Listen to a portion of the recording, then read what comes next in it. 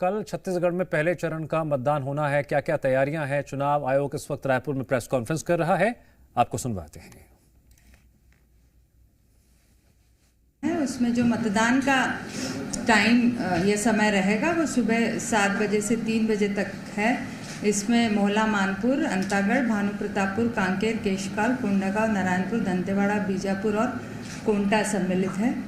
और 10 विधानसभा ऐसी हैं जिनमें मतदान का समय जो है 8 से 5 बजे तक रहेगा। इसमें पंडरिया, कवर्धा, खैरागढ़, डोंगरगढ़, राजनांदगांव, डोंगरगांव, खुज्जी, बस्तर, जगदलपुर और चित्रकूट शामिल हैं।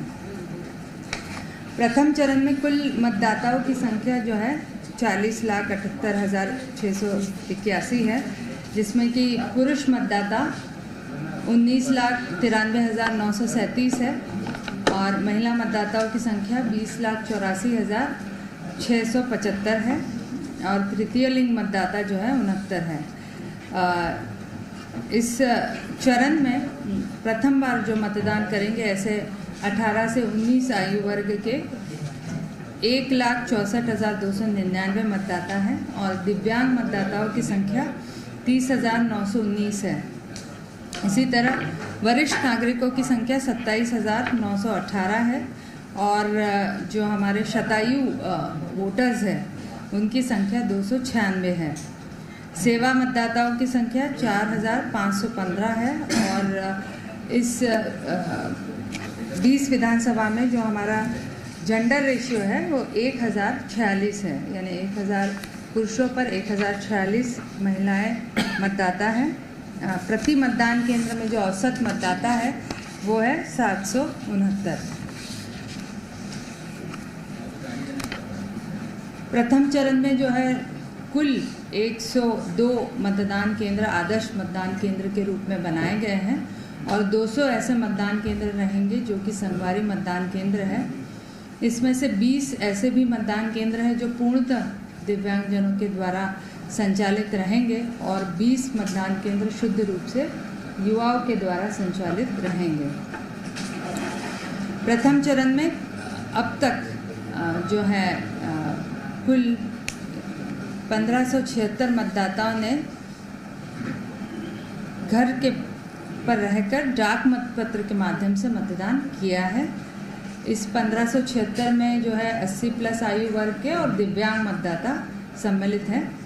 इसके अतिरिक्त जो निर्वाचन ड्यूटी में हमारे कर्मचारी लगे हैं उनमें से भी कुल ड्यूटी में जो मतदान कर्मचारी है 25,420 है। इनमें से 17,234 ने अब तक के पोस्टल बैलेट के माध्यम से अपने मताधिकार का प्रयोग किया है।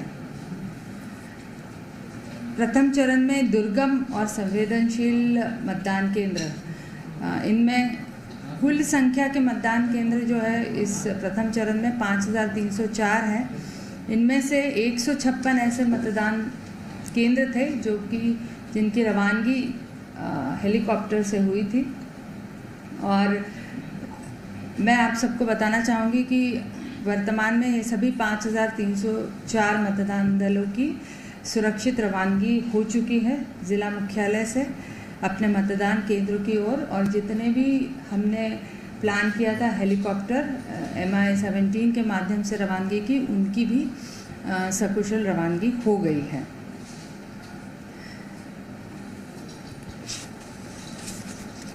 बीस विधानसभा क्षेत्रों में मतदान केंद्रों में निष्पक्ष और शांतिपूर्ण निर्वाचन संपन्न हो सके, इसके लिए पर्याप्त केंद्रीय सुरक्षा बलों का इंतज़ाम हुआ था और इनकी जो हम लोगों ने तैनाती है वो सितंबर के अंतिम सप्ताह में ही कर दी थी। इसके अलावा राज्य के भी विभिन्न सुरक्षा बल फील्ड में तैनात हैं।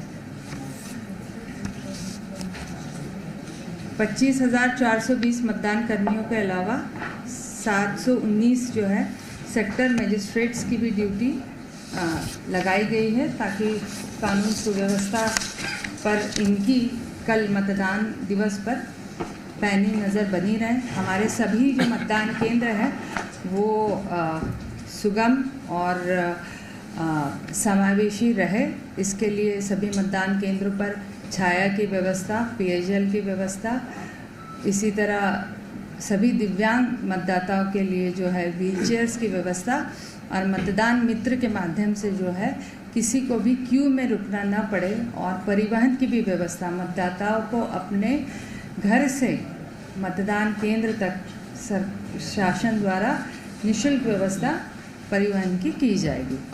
इसी तरह वोटर असिस्टेंस बूथ भी हमने लगाए हैं और हमारे BLOs जो है इन वोटर असिस्टेंस बूथ पर उपलब्ध रहेंगे। हमने सभी को वोटर इन्फॉर्मेशन स्लिप्स भी मतदान दिवस के 5 दिन पूर्व घर घर जाकर बांटी हैं। कल प्रथम चरण में जो हमारे VVPATs हैं वो भी उपलब्धता पर्याप्त हमने सुनिश्चित की है। 20 में से 2 ऐसे विधानसभा क्षेत्र हैं जहां पर कैंडिडेट्स की संख्या 16 से अधिक होने के कारण राजनांदगांव और कवर्धा, यहाँ पर निर्वाचन लड़ने वाले अभ्यर्थियों की संख्या 16 से अधिक होने की वजह से जो है 1 से अधिक PU की आवश्यकता होगी, तो वहाँ पर भी पर्याप्त EVM मशीन्स की उपलब्धता सुनिश्चित की गई है। और प्रथम चरण में विशेष बात प्रथम बार ये रहेगी कि 5304 मतदान केंद्रों में से 2431 मतदान केंद्रों में कल सीधा लाइव टेलीकास्टिंग होगा पूरी मतदान प्रक्रिया का सीधे मतदान केंद्र के भीतर से। प्रथम चरण में सभी विधानसभा क्षेत्रों में मतदाता सूचना पर्ची का वितरण पूर्ण कर लिया गया है और अवितरित मतदाता सूचना पर्ची के आधार पर हमने ASD यानी एब्सेंटी शिफ्टेड डेड लिस्ट का भी मतदान केंद्रवार सूचीबद्ध करना शुरू कर दिया है।